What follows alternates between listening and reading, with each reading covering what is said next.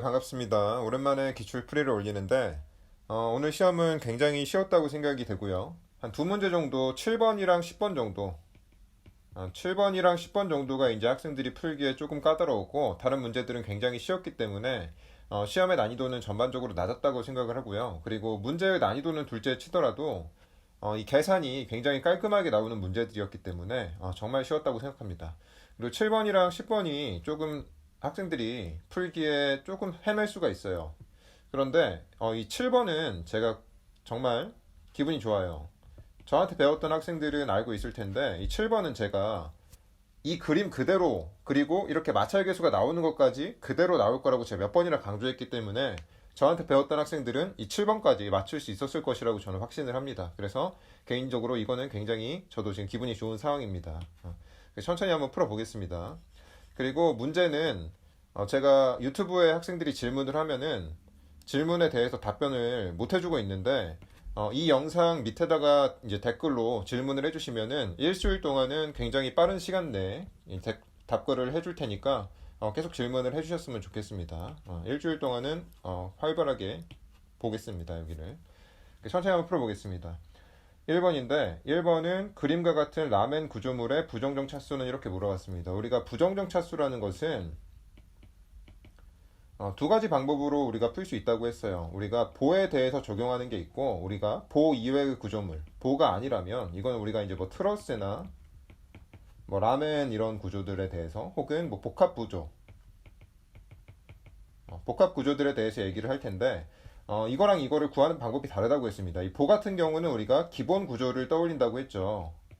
이거에 대해서는 지금 우리가 설명을 할 수가 없고요. 지금은 라멘 구조죠. 여기서 말하는 라멘 구조이기 때문에 보 이외의 구조물에 대해서는 우리가 단 하나의 식을 암기를 해서 이용을 한다고 했습니다. 그래서 b 플러스 r 플러스 n 마이너스 2j라는 공식을 이용을 한다고 했고 b는 우리가 뭐라고 했냐면은 b는 이제 우리가 부재수라고 했어요. 그리고 r은 반력의 수라고 했고 그리고 n은 강절점의 수라고 했습니다. 강절점수. 그리고 j는 우리가 조인트수, 조인트는 절점수라고 할 수가 있겠죠. 그래서 우리가 부정정차수에 대한 공식은 요거 하나면은 다 풀 수가 있습니다. 그래서 천천히 한번 풀어보면은 부재수부터 한번 세보죠. b는 여기서 몇 개냐면은 여기서 한 개, 두 개, 세 개, 네 개, 다섯 개, 여섯 개, 일곱 개, 여덟 개죠. 그래서 b는 여덟 개가 되는 거고요. 그리고 r 같은 경우는 r은 여기가 고정단위니까 세 개죠. 여기도 고정단위니까 3개, 여기도 고정단위니까 3개. 그래서 9개가 되는 거고. 그리고 n, 강절점수 같은 경우는 학생들이 처음 공부할 때 조금 헤맬 수가 있는데 몇 번 공부하면 굉장히 쉽게 풀 수가 있습니다. 한번 자세히 한번 보죠. 강절점은 우리가 어떻게 생다 그랬냐면은 지금 여기가 조인트가 하나가 있죠. 그러면은 이 조인트에서 아무거나 자기가 하나를 기준으로 잡습니다. 우리가 이거를 기준으로 잡아볼게요. 이 조인트에 대해서. 그러면은 이 막대에 대해서 이 점에서 돌아가지 않는 부재가 몇 개냐 이걸 세면 된다고 했습니다. 그러면 우리가 이걸 기준으로 봤으면 얘도 딱딱하니까 안 돌아가고 얘도 안 돌아가죠. 그럼 여기에 강점수가 두 개가 있다 이렇게 판정을 할 수가 있는 거고 이 점에서도 마찬가지로 하나를 자기가 기준으로 잡습니다. 이걸 잡든지 이걸 잡든지 상관은 없어요. 그럼 이걸 잡았다고 치면은 얘가 안 돌아가죠. 그럼 하나가 되는 거예요. 반대로 우리가 이렇게 생각을 한번 해보겠습니다. 얘를 기준으로 잡으면 얘가 안 돌아가죠. 그럼 마찬가지로 하나가 되는 거고 다른 것도 마찬가지로 세우면 얘를 기준으로 잡으면은 얘가 안 돌아가죠. 여기가 하나가 되는 거고. 그럼 여기서 보면은 얘를 기준으로 잡으면 안 돌아가는 게 하나, 둘, 세 개죠. 그래서 여기는 세 개가 되는 겁니다. 여기도 마찬가지로 얘를 기준으로 잡으면 여기 하나가 안 돌아가니까 강절 접수는 여기 한 개, 두 개, 한 개, 세 개, 한 개. 그럼 합치면은 8개죠. 그래서 n은 8개가 됩니다. 우리가. 돌아와서 n은 8개가 되는 거고 마지막으로 이제 조인트 수를 세야 되는데 조인트는 그냥 점을 세면 됩니다. 여기 하나, 둘, 셋, 넷, 다섯, 여섯, 일곱, 여덟 개죠. 그래서 우리가 J는 8개라는 것을 알 수가 있고 식에다 대입을 하게 되면은 B 플러스 R 플러스 N 마이너스 2J죠. 그래서 이거를 풀면은 9차 부정정이라는 것을 알 수가 있습니다. 2번입니다. 2번은 지금 폭이 200mm고 높이가 600mm인 직사각형 단면을 가진 단순보가 있는데 지간이 2m라고 했죠. 이걸 우리가 그림으로 한번 표현을 해보면 이렇게 단순보가 있고 단순보라 그랬으니까 한쪽은 힌지, 한쪽은 롤러 지점을 갖고 있겠죠. 그리고 지간이 2m라고 했으니까 여기가 2m인 거고 옆에다가 한번 그려보면은 폭이 200mm라 그랬으니까 여기가 200mm, 높이가 600mm 이렇게 있는데 허용 힘응력이 50MPa 이렇게 표현을 했습니다. 근데 이때 뭐라 그랬냐면은 지간 중앙에 작용시킬 수 있는 수직 집중화 중에 P의 최대 크기는 얘가 얼마냐고 이렇게 물어봤죠. 근데 지금 문제에서는 허용 힘응력이 50MPa이다. 그러니까 힘응력의 맥시멈이 주어졌기 때문에 이 구조에서 발생할 수 있는 최대 힘응력을 계산을 해야 돼요. 이거를 계산을 하게 되면은 우리가 최대 힘응력은 공식으로 S분의 Mmax 이렇게 표현을 할 수가 있죠. 단면 계수분의 얘가 단면 계수인데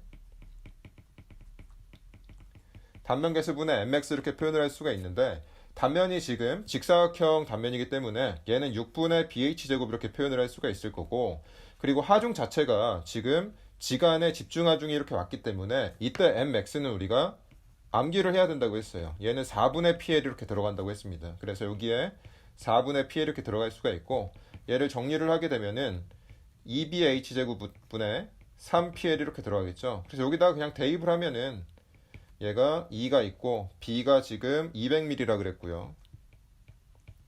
그리고 H가 600mm고 이거의 제곱이고 굉장히 쉬운 문제입니다. 이거는 이제 계산만 하면 되니까 P가 지금 미지수죠. 그리고 L은 2m인데 이거의 허용 힘응력이 50MPa이다라고 했으니까 이것이 50MPa이다 이렇게 풀면 됩니다. 그래서 이거는 계산을 한번 해보시면은 P가 1200kN이 나올 거예요. 이거는 한번 계산을 해보시면 될 것 같습니다. 3번입니다. 3번은 지금 캔틸레버보가 두 개가 있는데 자유단의 처짐이 같을 때 P2분의 P1은 얼마냐 이렇게 물어봤습니다. 그래서 왼쪽 구조에 우리가 처짐부터 한번 계산을 해보죠. 델타 1이라고 하게 된다면 그러니까 이쪽에서 지금 델타 1만큼 이렇게 처지는 값을 계산을 하는 겁니다. 델타 1은 우리가 공식으로 암기를 하고 있죠. 집중하중이 끝단에 작용을 했을 때 발생하는 처짐은 우리가 3EI분의 PL이라는 공식을 암기를 하고 있습니다. 그래서 델타 1은 바로 대입을 하면 되겠죠. 굉장히 쉬운 문제인데 P1분의 L 3승 이렇게 될 테고 이 오른쪽에 대해서도 똑같이 적용을 시켜보면은 델타 2는 3EI분의 P2가 있고 조심할 것은 여기서 2L이니까 이렇게 대입을 해야 되겠죠. 그래서 이거를 풀게 되면은 3EI분의 8P2L 3승이 될 겁니다. 근데 문제에서 뭐라 그랬냐면은 조건이 자유단의 처짐이 같을 때 했으니까 이 델타 1과 델타 2가 같아야 되겠죠. 그래서 우리가 3EI분의 P1L 3승이 3EI분의 8P2L 3승이다 이렇게 표현을 할 수가 있고요. 근데 문제에서는 뭘 구하라 그랬냐면은 P2분의 P1을 구하라고 했으니까 이걸 정리를 하면 8이라는 것을 알 수가 있습니다. 4번입니다. 4번은 부정정 구조물이 정정 구조물에 비해 갖는 장점으로 옳지 않은 것은 이렇게 물어봤는데 1번, 2번, 3번은 1번이나 2번이나 3번은 맞는 얘기니까 별도로 할 얘기가 없고요. 근데 4번은 제가 굉장히 많이 강조를 했습니다. 4번은 이 문장에 대해서 제가 뭐라 그랬냐면은 이걸 반드시 알고 있어야 된다 그랬어요. 부정정 구조는 이거는 거의 암기하듯이 해야 됩니다. 이미 지방직에서 3번 나왔죠. 3번 이거에 대해서 관련된 문제가 나왔었는데 뭐였냐면은 부정정 구조는 지점 치마 이거는 거의 외워야 됩니다. 지점 치마, 초기 균열, 온도 변화 이 세 가지가 발생을 했을 때 지점 반력이 발생을 한다 그랬어요. 이 세 가지에 대해서 지점 반력이 발생을 한다. 이게 무슨 얘기냐면은 우리가 이런 구조를 한번 생각을 해봅시다. 이런 두 가지 구조를 한번 생각을 해볼게요.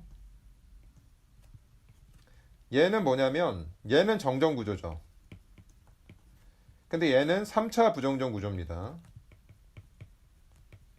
물론 때에 따라서는 또 2차로 해석을 할 수가 있는데 학생들은 3차로 알아두라고 했어요.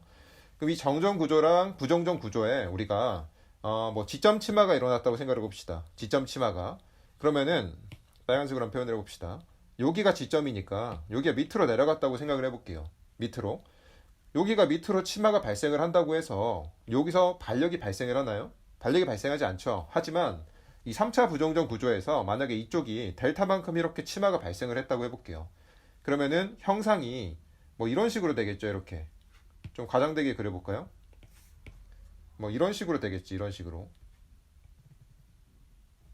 잘 안 그려지는데 그러면 우리가 이때 여기서 모멘트 반력이 발생을 한다고 했어요. 우리가 뭐 L제곱분의 6EI 델타 이런 식으로 모멘트 반력이 발생을 한다고 했는데 이처럼 지점 치마가 발생을 했을 때 부정전 구조에서만 지점 반력이 발생을 하게 됩니다.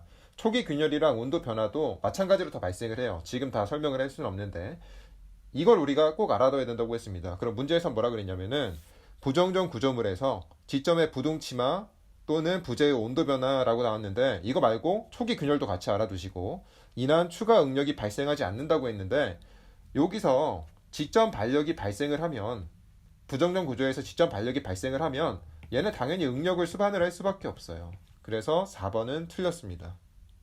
5번입니다.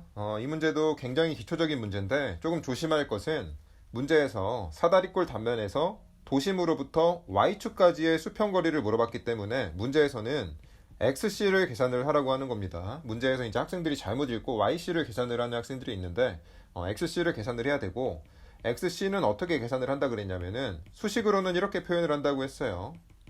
이렇게 표현을 한다고 했는데 이렇게 표현을 하면 학생들이 굉장히 이제 거부감이 생기죠. 그래서 이거를 그냥 한번 전개를 해보면은 어떤 의미냐면은 분모에는 각각의 단면을 다 더하라고 했고 단면 있는 것 넓이를 다 더하면 됩니다. 그리고 위에는 각 단면에다가 그 단면에 도심을 곱해서 더해주라고 했습니다. 이렇게 굉장히 간단한 거예요. 이거는 각각 이렇게 하면 됩니다. 그래서 얘를 뭐 A1, 얘를 A2라고 해보죠. 그러면 A1은 어떻게 되냐면은 삼각형이니까 2분의 3 곱하기 4죠.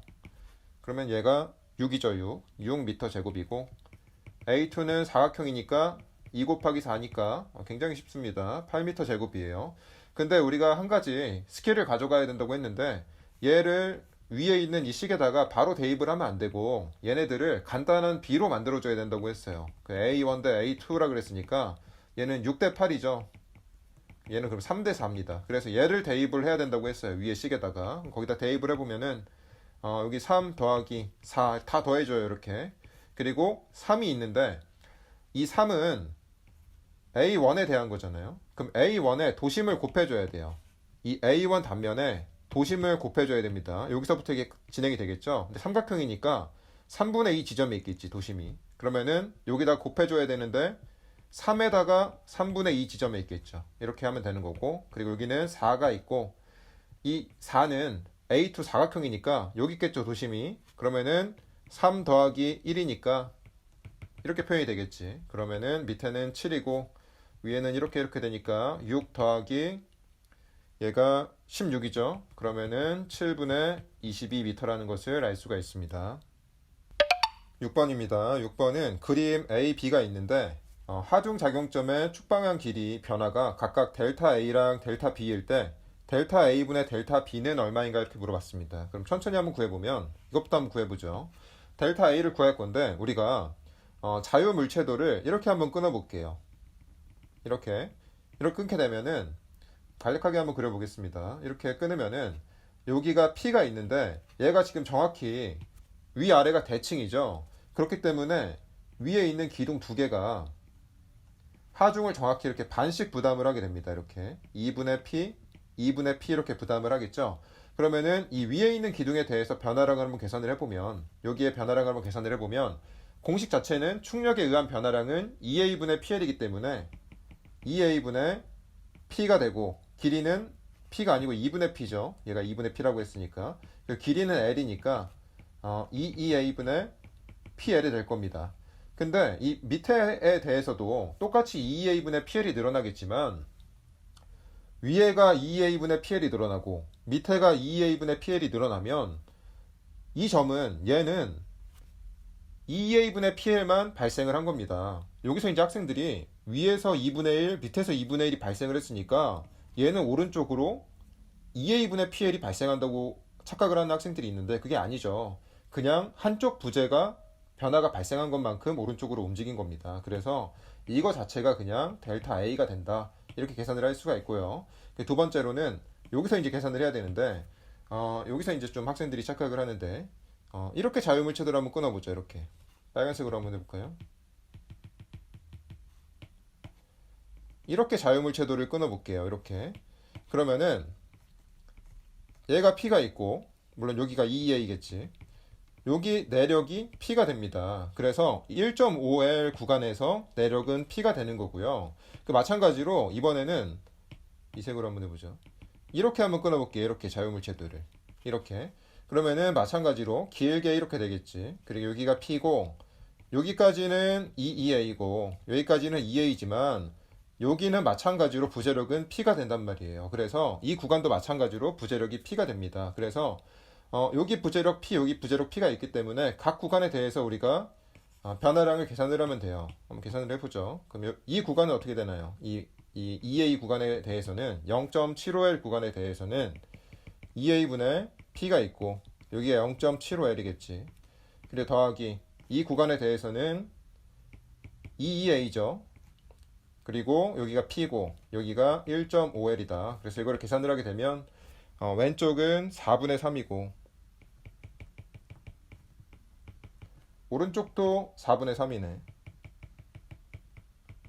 이걸 더하면은 2A분의 3PL입니다. 이게 이제 델타 B가 되겠지. 근데 문제에서 뭘 구하라 그랬냐면은 델타 A분의 델타 B를 구하라 그랬죠. 이 계산을 하면 3이라는 것을 알 수가 있습니다. 7번입니다. 이 문제가 드디어 나왔어요. 제가 이 문제를 제가 가르치는 학생들은 이 문제를 절대 틀렸을 거라고 저는 생각지 않고요. 이 문제를 정말 이 그림 그대로 그리고 여기에 마찰계수가 나올 것이다라고 말을 했기 때문에 이 문제는 정말 제가 기분이 좋습니다. 학생들한테 도움이 됐다고 생각을 하니까 천천히 한번 풀어보겠습니다.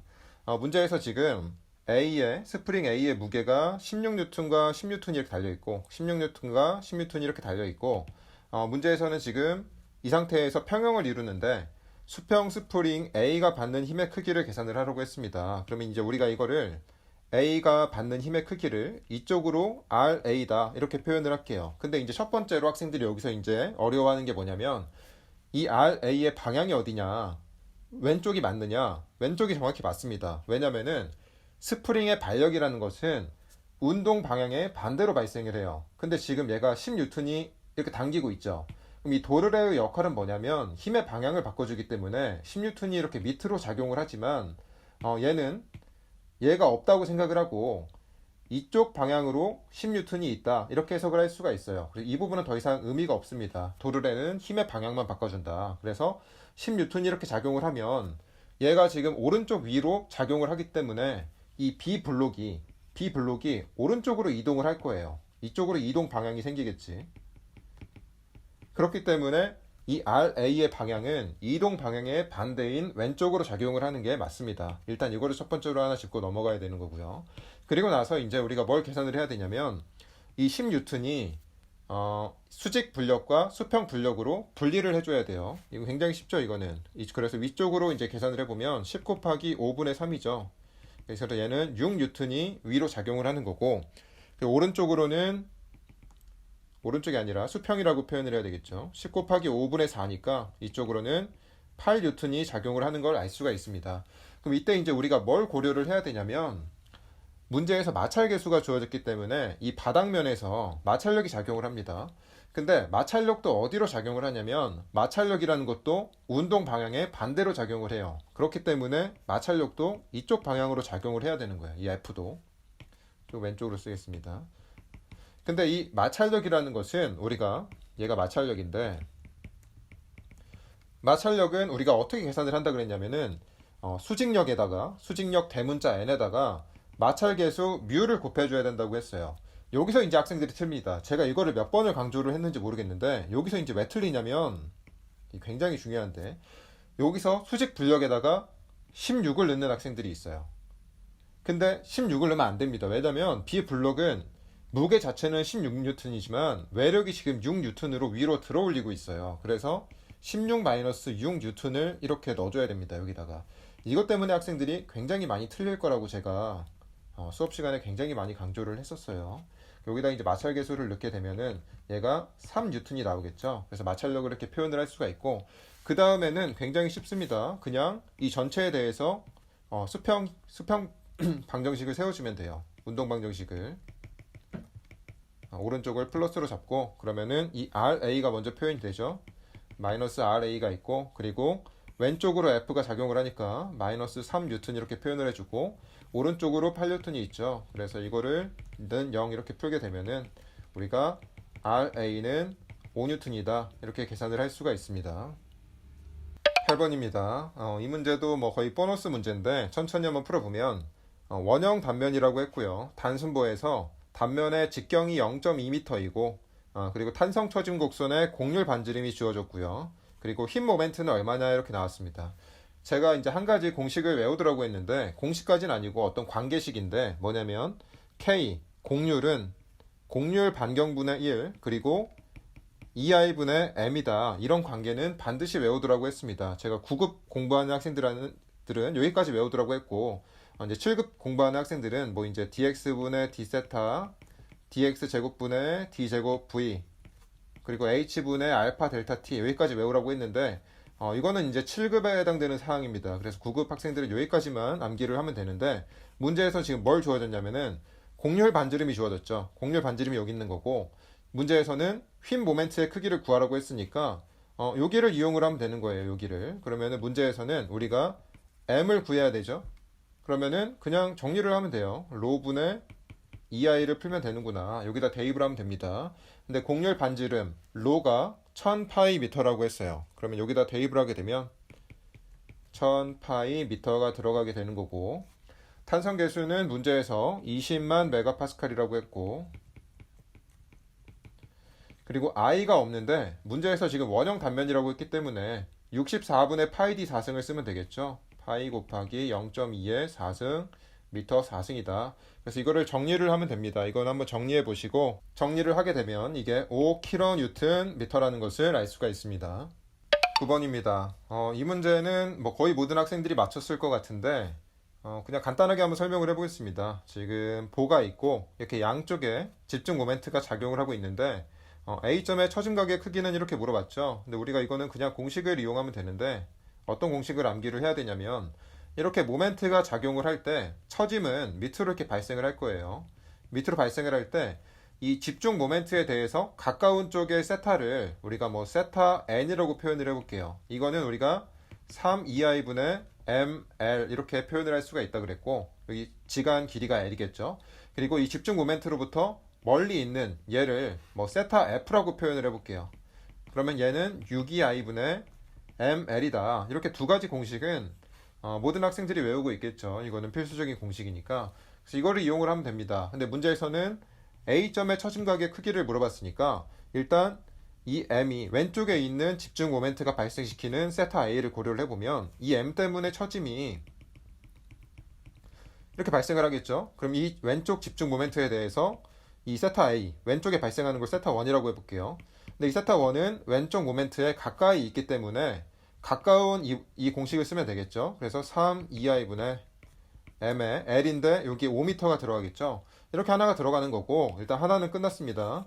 그리고 나서 이 오른쪽에 있는 모멘트가 이 보의 처짐을 또 밑으로 이렇게 발생을 시키겠죠.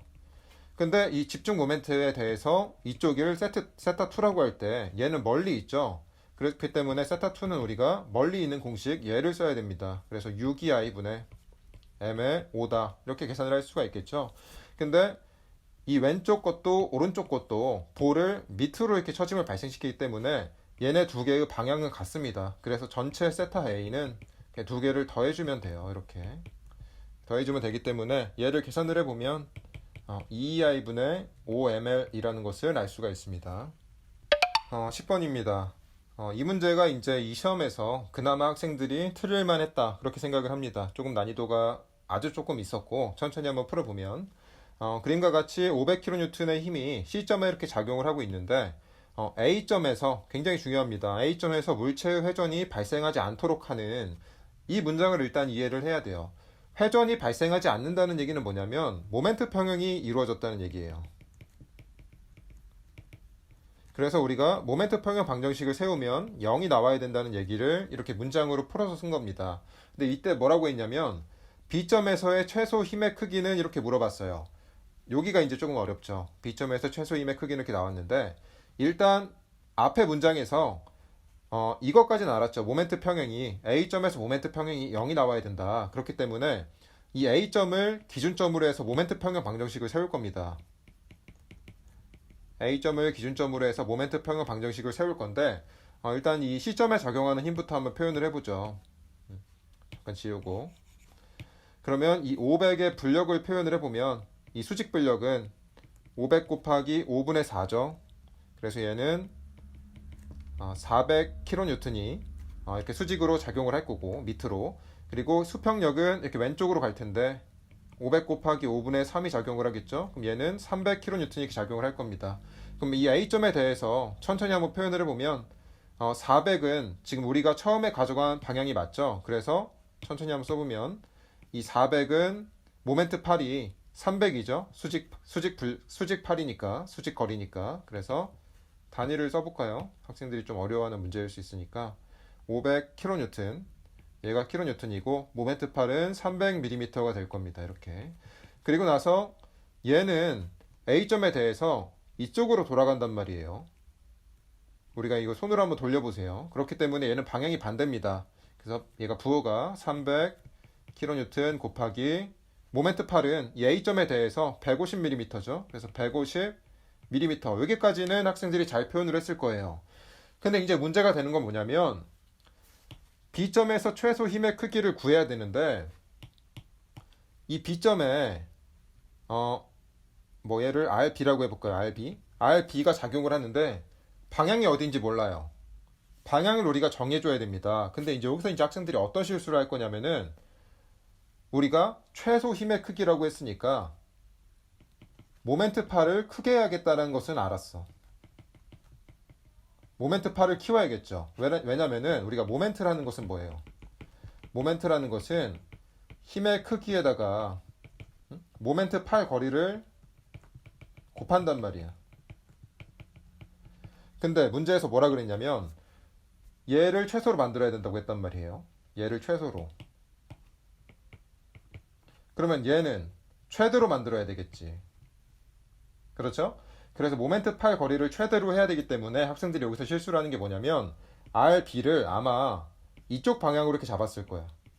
왜냐면 이 300이랑 400의 모멘트 팔이 두 개가 있는데 이 A점에 대해서 400이 커 보이잖아.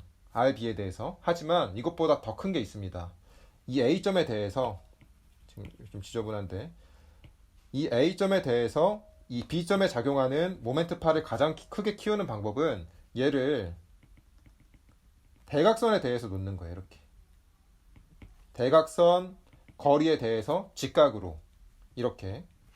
그러면 이 모멘트 팔 거리는 3대 4대 5니까 500mm가 되겠죠. 그래서 모멘트 팔 거리를 500mm로 했을 때 RB의 값이 가장 작아집니다. 여기서 이제 학생들이 400을 넣음으로써 오답이 나왔을 거예요. 여기는 500을 넣어야 됩니다. 그래서 여기다 어떻게 해야 되냐면 지금 우리가 A점에 대해서 RB 방향을 이렇게 왼쪽 아래로 잡게 되면 우리가 플러스로 잡은 방향이 그대로 되죠. 그래서 부호는 플러스가 되는 거고 미지수가 RB인데 여기다가 400mm가 아니라 대각선 길이 500mm는 0 이렇게 넣었어야 됩니다. 그래서 이걸 풀면은 답이 나오는데 이건 계산 한번 해보시고요. 이거는 풀게 되면은 RB가 150kN이 나온다는 것을 알 수가 있습니다. 근데 이 문제는 난이도가 좀 있기 때문에 이 문제를 틀렸다고 해서 너무 상심할 필요는 없습니다. 다른 학생들도 이 문제에서 조금 고생을 했을 거예요. 그렇기 때문에 너무 걱정은 안 하셔도 된다. 11번입니다. 11번은 평면 트러스 해석을 위한 기본 가정으로 옳지 않은 것은 이렇게 물어봤는데 우리가 평면 트러스는 기본 가정을 좀 몇 개를 암기를 해야 된다 그랬어요. 뭐뭐 암기를 해야 된다 그랬냐면은 일단 직선 부재고 직선 부재가 절점에서 중심축이 만난다. 제가 가르치는 학생들은 이렇게 하나로 외우고 있고 두 번째는 충격만 받는다. 충격만 받는다는 얘기는 뭐 전단력이나 모멘트를 받지 않는다는 얘기겠죠. 그리고 3번은 모든 하중을 절점에서 받는다.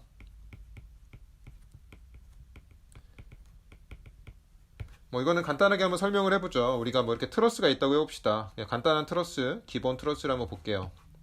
직선이 잘 안 그려지는데 삼각 트러스가 있다고 해볼게요. 정정 구조죠. 첫 번째 이것부터 보면 직선 부재가 절점에서 그러니까 얘네 하나하나가 다 직선 부재인데 절점이라는 것은 이 한 점을 말합니다. 이 한 점에서 중심축이 만난다는 얘기는 우리가 이 직선 부재를 지금 그냥 간단하게 직선으로 그렸지만 얘네가 사실은 두꺼울 거란 말이에요. 여기를 좀 확대해서 그려볼까? 그러면 사실은 얘네가 뭐 이렇게 두껍겠지. 현실적으로는. 그럼 중심축이 만난다는 얘기는 여기 중심축이 절점에서 이렇게 만난다는 얘기예요. 그냥 뭐 그렇다는 얘기입니다. 중요한 건 아니고 2번은 충격만 받는다는 얘기는 아까 말했듯이 얘네가 충격만 받는다는 얘기고 3번은 모든 하중은 절점에서 받는다는 얘기는 하중이 봅시다. 그러니까 하중이 이렇게 작용을 할 수가 없어요. 이론적으로. 그렇기 때문에 뭐 이런 식으로 이렇게 절점에만 작용을 한다는 얘기입니다. 그래서 이거를 세 가지를 일단 암기를 해 두셔야 되는 거고 11번의 답은 4번인데 각 부재의 절점은 회전에 구속되어 있다. 말도 안 되는 얘기죠. 그래서 1번, 2번, 3번은 여기 있는 내용이고 그래서 답은 4번입니다. 12번입니다. 이것도 굉장히 쉬운 문제인데 단면적이 주어졌고요. 길이가 주어졌는데 문제에서 뭘 구하라 그랬냐면은 탄성 계수는 물어봤어요. 탄성 계수라는 것은 뭐라고 했냐면 우리가 변형률분의 응력 이렇게 된다 그랬죠. 근데 이제 문제가 이렇게 나왔을 때 그냥 이걸 나누는 학생들이 있어요. 근데 여기서 변이라는 것은 델타죠. 하중은 P 이렇게 표현을 하는데 우리가 응력이라는 것은 A분의 P입니다. 그래서 이 P를 A로 나눠줘야 돼요. A가 지금 0.2m 제곱 이렇게 나왔기 때문에 P가 20kN 이렇게 되고 그래서 우리가 응력을 계산을 하게 되면 얘가 100kPa이 나올 거예요. 이렇게 해야 되는 거고 그리고 우리가 변형률이라는 것은 원래 길이분의 변이 이렇게 돼야 되겠죠. 근데 원래 길이는 2m라고 했고 변이는 여기서 4 곱하기 10의 마이너스 4승 미터 이렇게 되겠죠.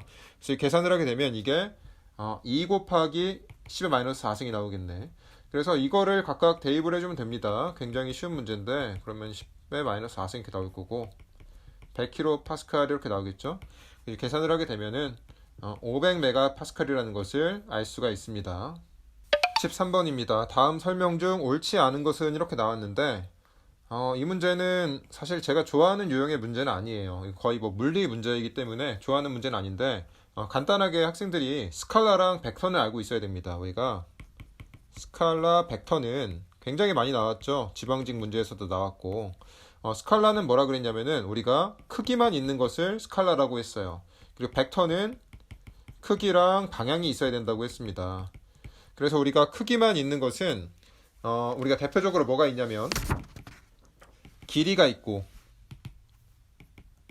길이는 뭐 몇 미터 이런 것만 있으니까 방향이 없죠. 그리고 질량이 있습니다. 이렇게 보통 이제 요 정도 알아야 되는데 학생들이 항상 헷갈려하는 게 있어요. 뭐라 그랬냐면은 스칼라에는 속력이 들어갑니다. 속력.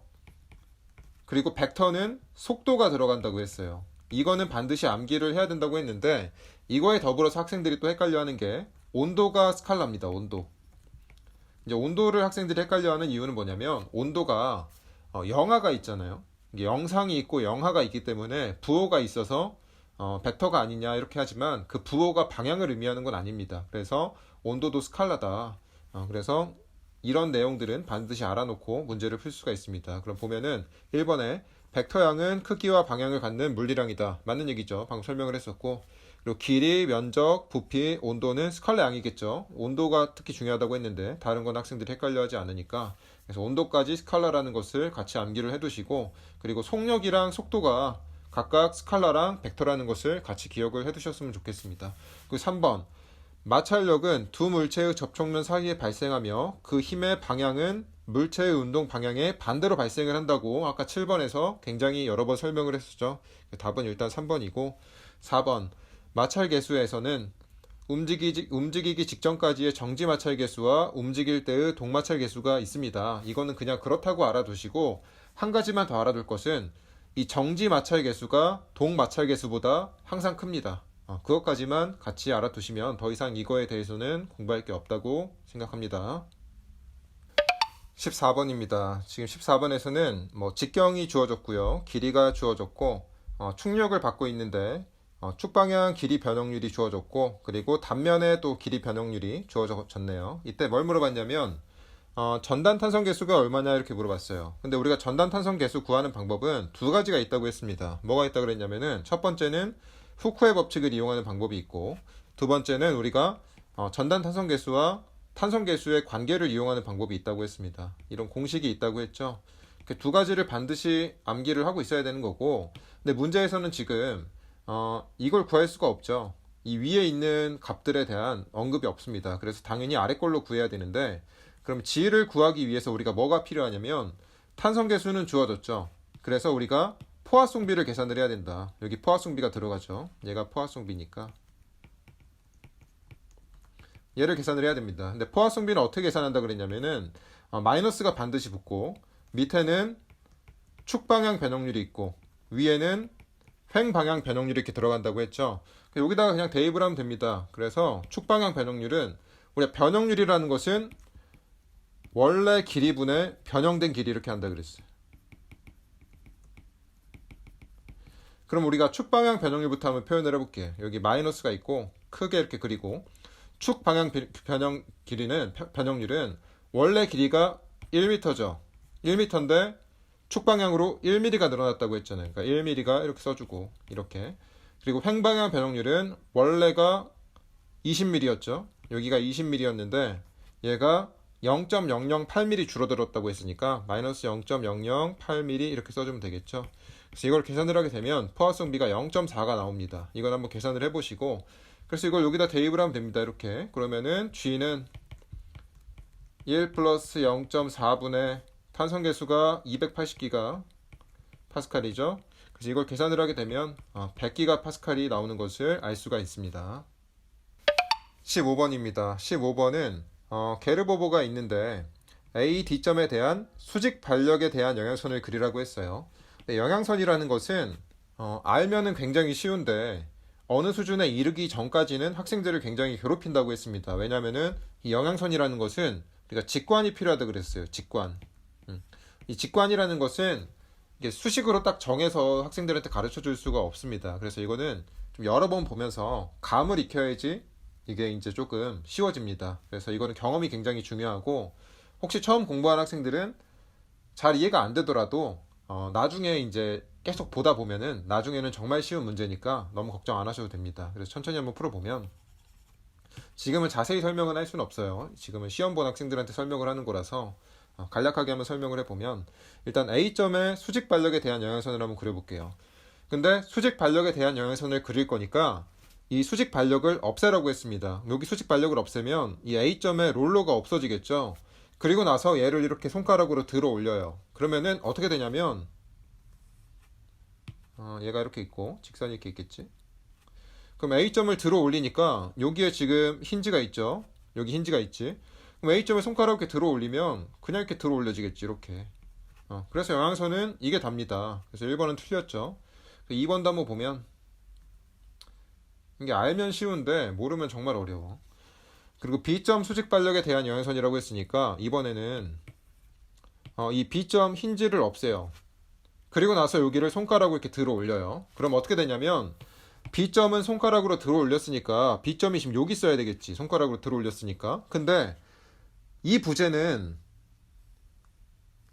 꺾이면 안 돼요. B점은 들어 올려졌지만 이 부재는 꺾이면 안 돼. 그럼 어떻게 되냐면 이렇게 돼야 되겠지. 이렇게.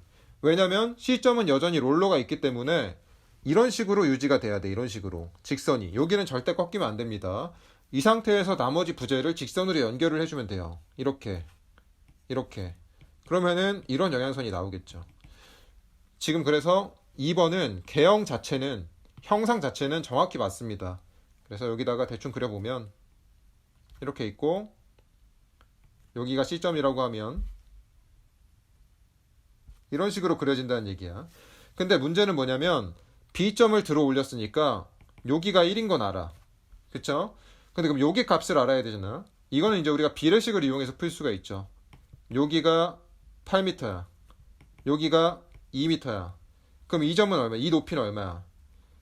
8일 때 1이니까 10일 때 얼마냐잖아요. 그럼 1 곱하기 8분의 10을 하면 되겠지. 그럼 얘가 1.25가 나옵니다. 그래서 여기가 1.25라는 것을 알 수가 있고요. 마찬가지로 이 점도 비례식을 이용하면 마이너스 0.25라는 것을 알 수가 있습니다. 그래서 답은 2번이고 3번이랑 4번도 한번 볼까요? 3번은 뭐냐면 시점에서 우리가 들어 올려야 되죠. 그래서 시점에 이제 얘가 없다고 치고 위로 들어 올려. 그러면 시점은 위로 가야 돼. 그쵸? 근데 그럼에도 불구하고 나머지는 직선을 유지해야 돼. 그럼 어떻게 되겠어요? 이렇게 되겠지, 이렇게. 그리고 여기는 직선으로 연결돼야 되겠지. 그럼 형상이 이렇게 됩니다. 근데 얘는 형상은 맞았네. 또 사이즈를 구해야 되네. 이렇게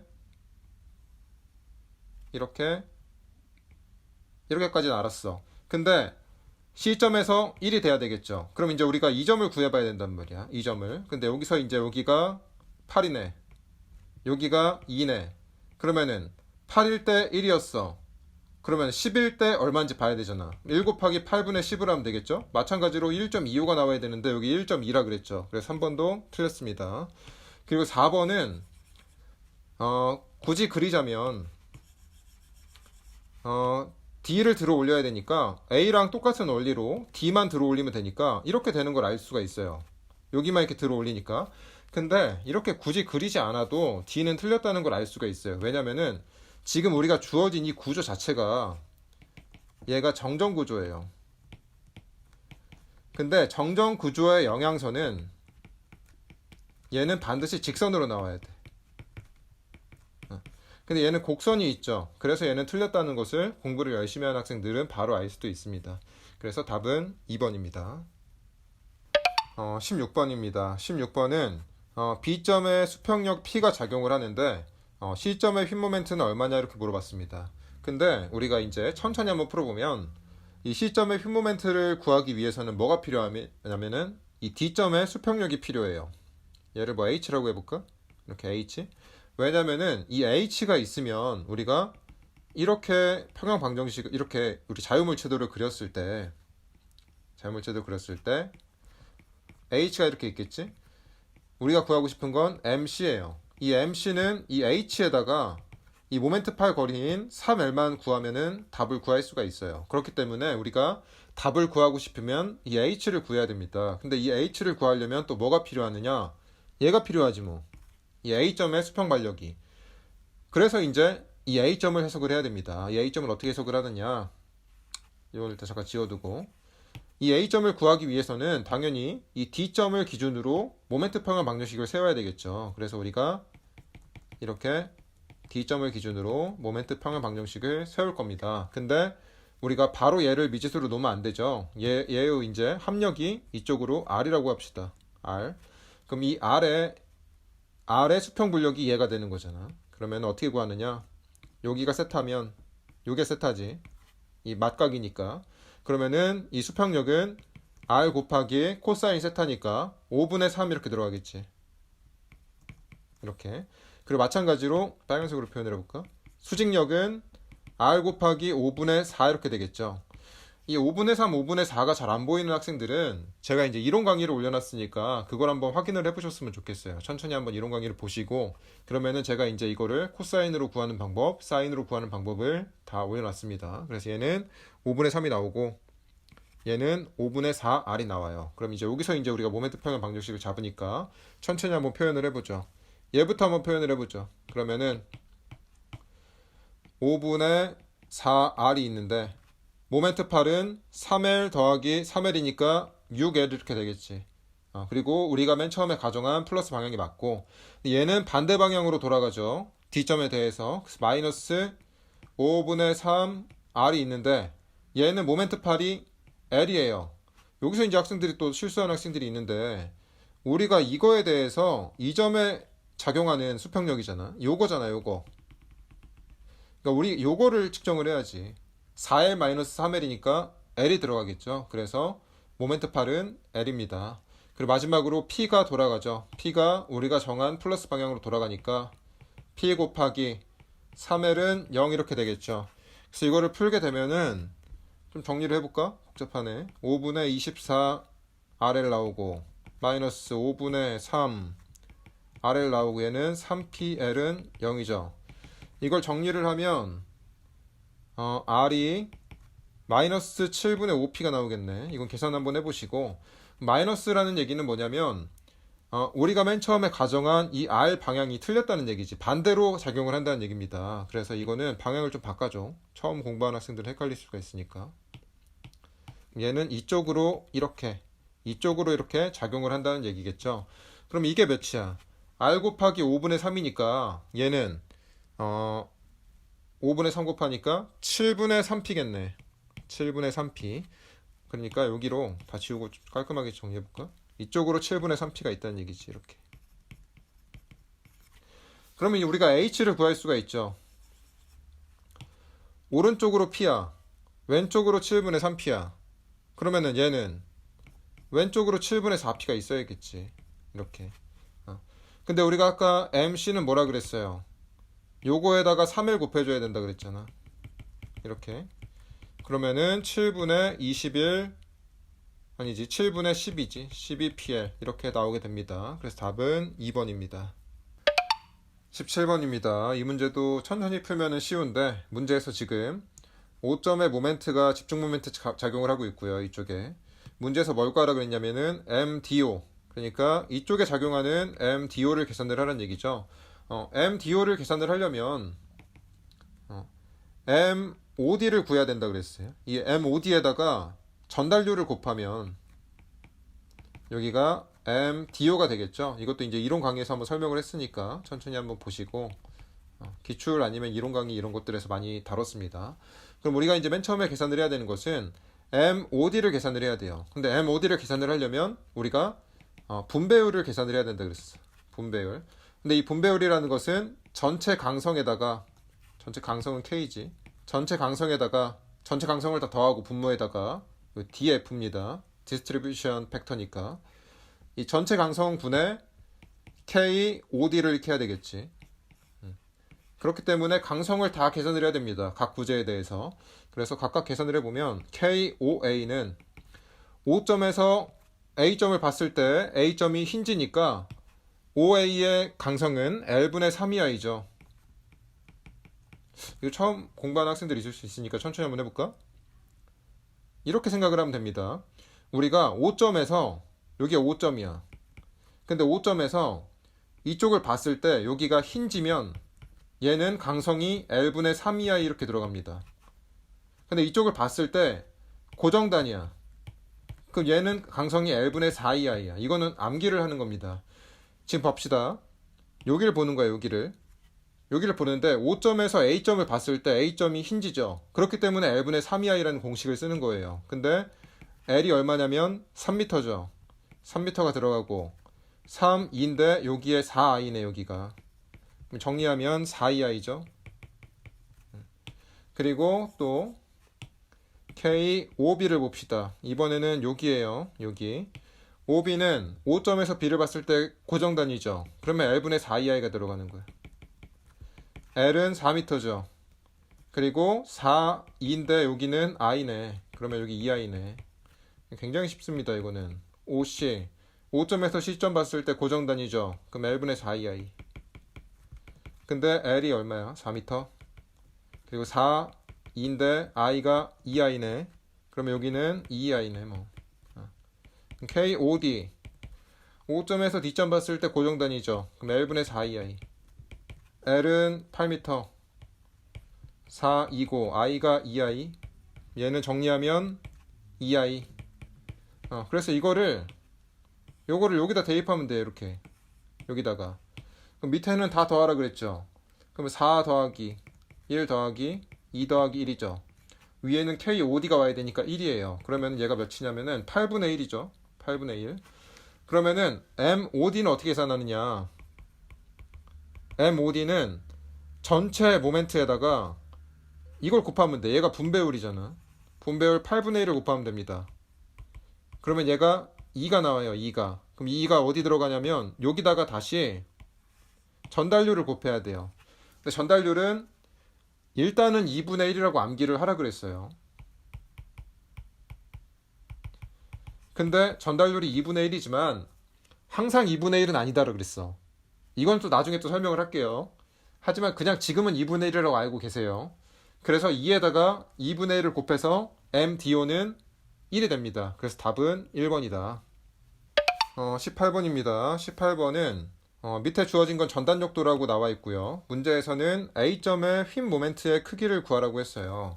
근데 이걸 이용해서 우리가 이제 모멘트도를 그리고 있으면 안 되고, 우리가 전단력도에서 면적은 뭐라 그랬냐면, 모멘트의 차라고 했습니다. 모멘트 차. 근데 우리가 구하고 싶은 것은 A점이죠. A점. 근데 이 A점과 이 점의 모멘트 차가 뭐냐면 그게 MA죠. 왜냐면은 이 점의 모멘트는 0이야. 여기는 힌지니까. 그럼 여기 모멘트가 0이고 모멘트 0과 이 점의 차이가 뭐야? 결국에 그 모멘트 MA겠죠. 그렇기 때문에 MA를 구하고 싶어. MA를 구하고 싶으면 이 점과 이 점의 전단력도의 면적을 구하면 그게 MA가 된다. 이렇게 이해를 할 수가 있습니다. 조금 헷갈리나? 다시 한번 설명을 해볼까? 전단력도의 면적은 모멘트예요. 근데 여기 모멘트가 0이야. 여기는 MA겠지. 그러면은 전단력도의 차이가 MA-0은 MA잖아. 근데 이 두 점의 전단력도의 면적이랑 같다니까 이게. 그럼 전단력도의 여기 면적을 구하면 된다는 얘기예요. 색칠해볼까? 여기 면적을. 그게 답니다. 여기 좀 확대를 해볼게요. 굉장히 쉬운 문제라서 설명이 조금 이상해지네. 너무 쉬우니까. 이렇게 되겠지? 근데 여기가 마이너스 60이고 여기가 40이래요. 전체 길이가 2m야. 그럼 2대 3이죠. 그러면은 여기가 2m에 5분의 3만큼이겠지. 2대 3이니까. 그럼 여기가 1.2m죠. 그럼 여기 면적은 2분의 1 곱하기 1.2m 곱하기 60이니까 계산을 하게 되면 36이죠. 그래서 답은 2번입니다. 19번입니다. 19번은 그림과 같은 트러스에서 무응력 부재의 총 개수는 이렇게 물어봤는데, 뭐 단어를 조금 생소하게 냈는데, 무응력 부재라는 것은 결국에 영부재를 의미를 하겠죠. 응력이 없다는 얘기니까. 그래서 영부재를 판정을 해라 이런 얘기입니다. 그래서 영부재는 어떻게 판정을 한다 그랬냐면은, 영부재에 대해서 아예 모르는 학생은 제가 유튜브에다가 지금 올려놨습니다. 영부재를 잘 판정하는 방법에 대해서 올려놨으니까 그걸 먼저 한번 보시고 다시 봐서 이 문제를 보셨으면 좋겠어요. 그래서 간단하게 설명을 하게 되면 영부재는 판정하는 순서가 돌출된 절점, 돌출 절점에서 판정을 하고, 두 번째는 두 개 직선에 연결된 부재. 이거는 제가 지금 간단하게 설명합니다. 제가 영상에 올려놨으니까 유튜브에. 3번은 연쇄작용. 이 순서로 판정을 하면 된다고 했습니다. 천천히 한번 해보죠. 돌출 절점에서 일단 판단을 해보면 여기서 판정을 해보죠. 그럼 얘는 영부재죠. 두 개지, 두 개. 그리고 다른 돌출된 절점이 없어요. 그리고 두 번째, 두 개 직선에 연결된 부재. 두 개 직선에 연결된 부재가 여기서 FG랑 GH가 직선으로 연결되어 있는데 GC가 붙어있지. 그럼 얘는 영부재라 그랬죠. 그리고 여기서 CD랑 DE가 직선으로 연결되어 있는데 HD가 붙어있죠. 얘도 영부재죠. 그리고 나서 연쇄작용을 보려고 하는데 없죠. 그리고 마지막으로 플러스 네 번째, 반력을 보라고 했습니다. 이게 좀 어려운데, 반력 지점들에서 영부재를 판정을 하라고 했어요. 근데 여기서 보이죠? B점에서 얘가 롤러니까 수평에 대해서 저항을 하지 못한단 말이에요. 여기는 반력이 없어요. 얘가 0이야. 그럼 AB 부재가 0부재면은 당연히 BC 부재도 0부재여야 되겠지. 이것도 우리가 기출문제에서 이미 한번 다뤘던 문제입니다. 이거랑 똑같은 문제를 제가 영상에서 다뤄놨기 때문에 그거 한번 보시고 오시면 되겠습니다. 근데 지금 문제에서 이렇게 판정을 다 했음에도 불구하고, 우리가 판정할 수 있는 방법을 다 썼음에도 불구하고 맥시멈이 5개로 나왔어요. 5개. 근데 5개가 이게 보기가 없으면 찍고 넘어가겠는데 얘가 있죠. 그러면은 어떻게 하라 그랬습니까? 부재력을 방향을 다 표현을 하라고 했어요. 어쩔 수 없습니다. 방향을 다 표현을 합니다. 얘가 P가 있죠. 얘는 위로 작용을 하겠지. 반력이 일단 방향은. 그러면은 이 점에서부터 절전법으로 방향을 표현을 해주는 거예요. 이것도 다 기출에서 다뤘습니다. 그래서 이 점에서 표현을 하면 지금은 간단하게 설명을 합니다. 이 점에서 위로 올리니까 얘는 아래로 내려야 되고, 그리고 이 점을 오른쪽으로 미니까 얘는 왼쪽으로 당겨야 되죠. 그 D점에서 보게 되면 오른쪽으로 당기니까 왼쪽으로 당겨야 되고, H점에서 보면 위로 밀었으니까 얘는 밑으로 당겨야 되고, 다시 이쪽에서 왼쪽으로 두 번 밀었으니까 얘는 오른쪽으로 밀어야 돼요. 그 G점에서는 얘가 왼쪽으로 밀었으니까 오른쪽으로 밀어야 되죠. 그리고 B점에서는 위로 올렸으니까 밑으로 내려야 돼. 그리고 F점에서 보면 위로 올렸지. 그러니까 밑으로 내려야 되죠. 그러니까 나머지 부재들은 다 이렇게 화살표로 표현이 되기 때문에 부재력을 가져야만 한다. 그래서 더 이상 영부재가 없다. 그래서 답은 3번입니다. 20번입니다. 이 문제는 제가 웬만하면 공식을 외우라고 안 하죠. 저한테 배운 학생들은 알 텐데, 그럼에도 불구하고 이런 평면 응력을 해석을 할 때 반드시 외워야 되는 공식이 있다고 했습니다. 시그마 세타에 대한 공식들, 2분의 시그마 x 더하기 시그마 y 플러스 뭐 이렇게 가는 공식이 있죠. 이렇게 뭐 가죠. 이렇게 반드시 외우라 그랬죠. 그리고 타우 세타도 있죠. 그리고 마지막으로 이거는 지금은 상관이 없습니다. 하지만 반드시 외우더라고 했고, 마지막으로 여기서 쓰이는 탄젠트 2세타 p는 시그마 x 마이너스 시그마 y 분의 2 타우 xy, 이 세 가지 공식은 반드시 외우라고 했습니다. 이건 제가 이론에서 설명을 했기 때문에 넘어갈 거고, 여기다 그냥 대입을 하면 끝입니다. 이거는 뭐 거의 괄학 문제죠. 여기 대입을 합니다. 시그마 x가 40, 타우 y가 마이너스 20, 2 곱하기 30 하면 얘가 1이죠. 탄젠트 몇이 1입니까? 탄젠트 여기 지금 2가 빠졌어요. 큰일 날 뻔했네. 여기 2세타 p예요. 탄젠트 세타는 1일 때 이 세타가 몇이냐면 45도입니다. 근데 우리가 공식에서 여기가 2세타 p이기 때문에 얘가 2세타 p가 돼야 돼. 그럼 세타 p는 22.5도죠. 그래서 답은 1번입니다.